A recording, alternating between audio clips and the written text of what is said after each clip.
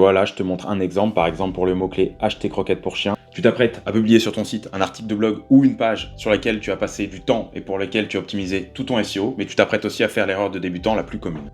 Enregistre la vidéo, ça va te servir. Et en attendant aussi, abonne-toi, je te donne l'information marketing digital et SEO tous les jours. Je vais maintenant te parler des erreurs d'URL, car oui, même avec un article très optimisé et bien travaillé, si tu bâcles ton URL, tu peux nuire à ton SEO. Et d'ailleurs, c'est pas moi qui le dis, c'est Google for Developers avec toutes les bonnes pratiques sur toutes les URL, mais je vais te parler des 7 principales. Bon, la chose principale, je te l'apprends pas, c'est que tu dois avoir un site en HTTPS, t'es obligé pour la sécurité. Deuxième chose, utilise ton mot-clé et des mots-clés essentiels pour décrire le contenu de ta page dans ton URL. Troisième point, on évite les chiffres et les caractères spéciaux si c'est inutile pour ton URL.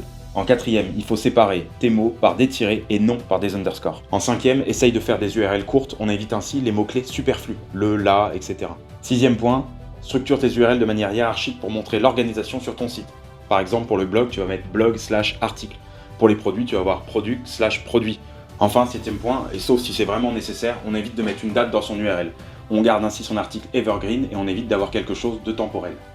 Tu vois, là, je te montre un exemple. Par exemple, pour le mot-clé acheter croquettes pour chien, je t'ai montré 3 exemples d'URL qu'il ne faut pas faire. Tu vois, avec produit et des numéros ou avec des underscores. Et par exemple aussi avec, voilà, on ne sait pas trop ce qu'il y a dans l'URL, et en plus croquette labrador acheté, c'est pas dans l'ordre du mot-clé, bref, c'est le bordel. Alors qu'avec par exemple ça, alors c'est pas l'exemple ultime, mais c'est un bon exemple, on a l'URL avec acheter-croquette-chien-labrador, et on a quelque chose de court avec le mot-clé principal, le chien, etc. Alors si tu n'as pas travaillé comme ça jusqu'à maintenant, tu ne touches à rien sur ton site, tu pourrais casser tes pages et tes URL. Donc ce que tu fais, c'est que tu mets en place ces bonnes pratiques pour les prochaines URL. Et si tu tiens vraiment à avoir quelque chose de propre et à tout refaire, tu travailles avec un SEO expert et avec un développeur.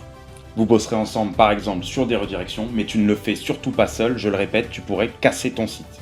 Et accessoirement perdre tout le référencement que tu as eu jusqu'à maintenant.